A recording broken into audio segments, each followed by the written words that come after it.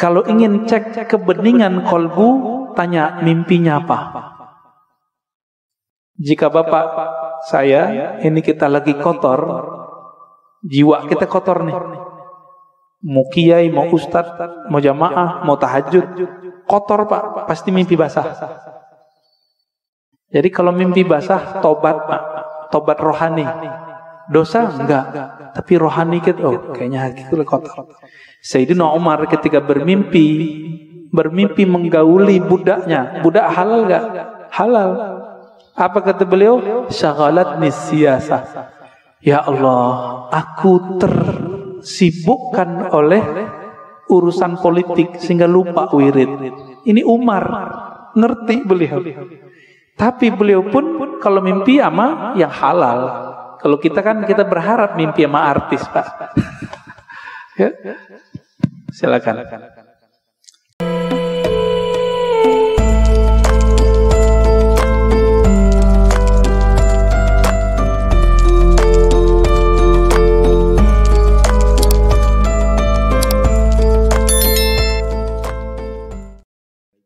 Yang pertama, mohon penjelasan Buya tentang perkataan bahwa telinga yang berdenging adalah nama kita disebutkan di alam malakut, maka bersolawatlah.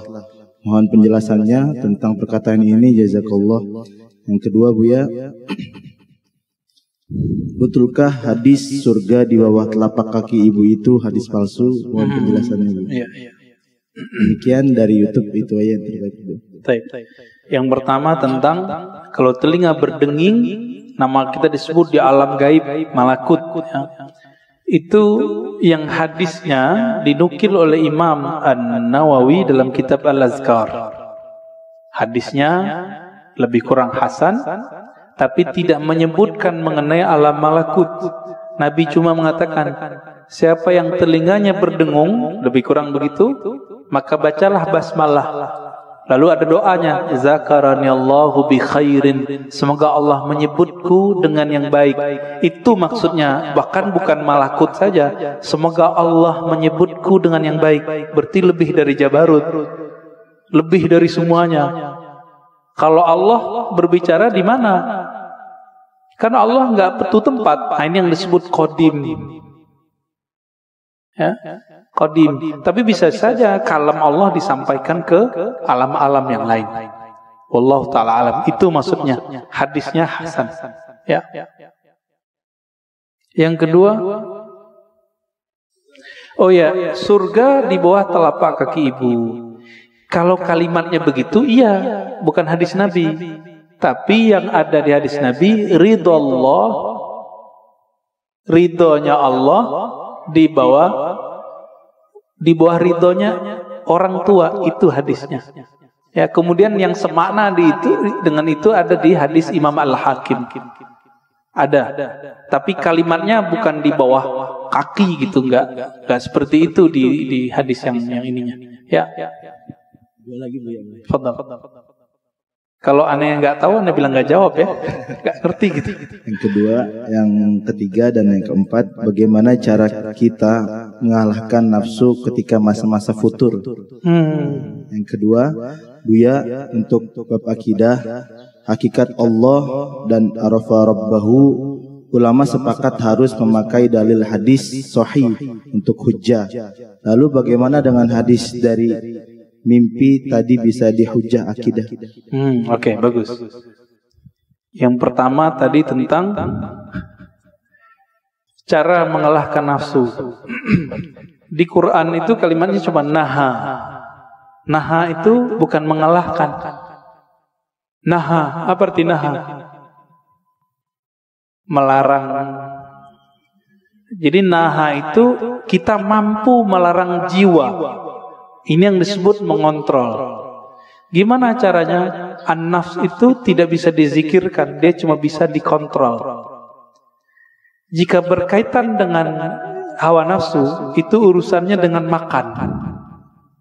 Maka jaga makannya, jangan yang haram dan jangan banyak. Jangan banyak ya. Jika berkaitan dengan syahwat yang besar, maka kurangi makan-makan yang membuat libido kita tinggi. Yang paling ringkas ya puasa. Puasa itu paling bagus. Jadi tidak ada lagi setahu saya yang paling kuat untuk mengolah nafsu jiwa kecuali puasa. Nggak ada lagi, Pak.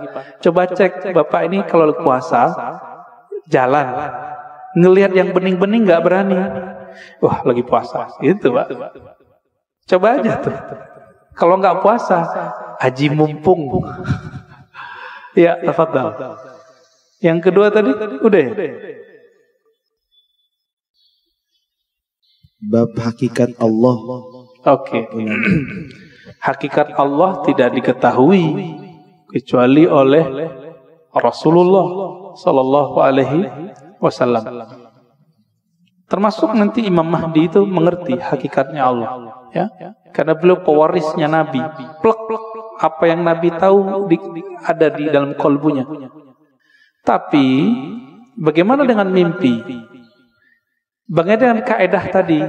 Untuk hujjah akidah mesti hadisnya sahih, bahkan mesti mutawatir oleh sebagian ulama.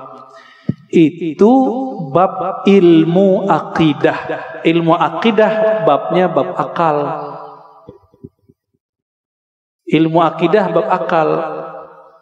Oke, kalau mimpi tadi bab mana? Yang nomor 4. Ya, orang ahli akal nggak percaya sama mimpi. Orang yang jago mimpi ketawa sama ahli akal, ilmumu segitu aja. Jadi kita nggak perlu membantah. Ini dua jalur yang berbeda, gitu. Nabi SAW mimpi nggak? Mimpi, Pak. Wahyu pertama yang turun ke Nabi itu mimpi.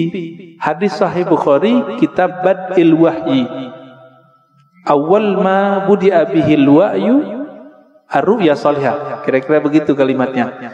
Wahyu pertama yang turun itu bukan Quran. Yang pertama turun cahaya turun kepada qalbu Nabi sehingga beliau melihat mimpi yang indah. Akibatnya beliau suka menyepi.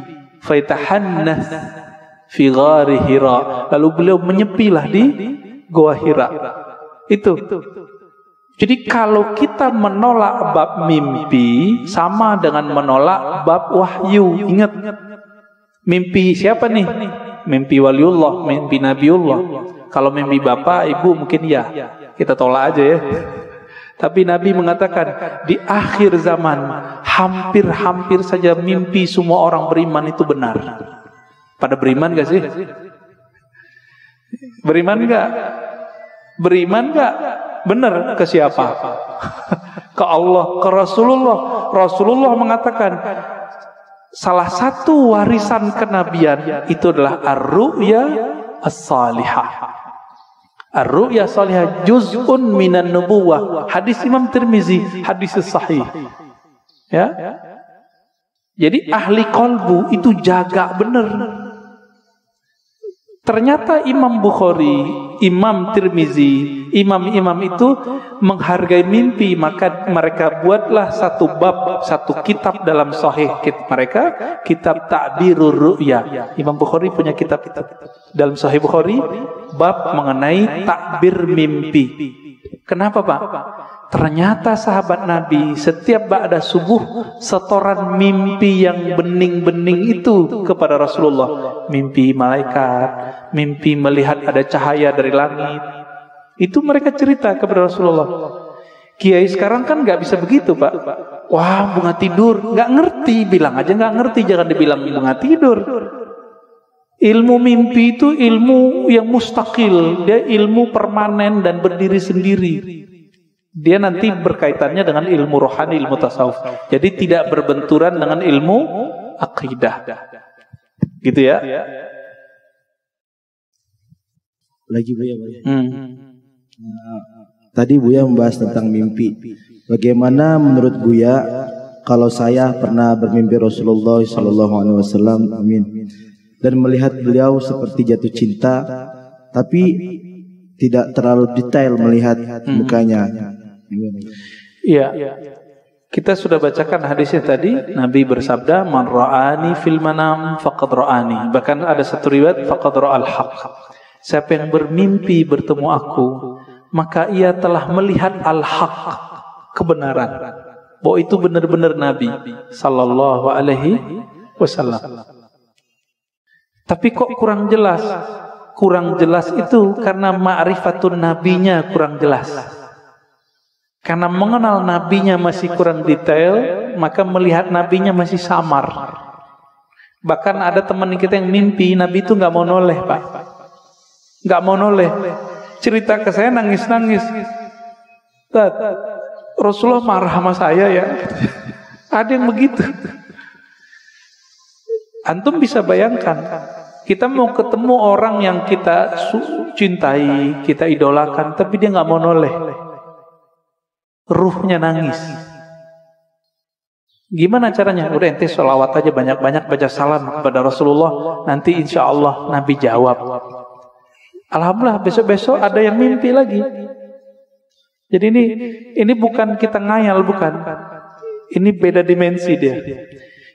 Kalau ingin cek kebeningan kolbu, tanya mimpinya apa. Jika bapak saya, ini kita lagi kotor, jiwa kita kotor nih.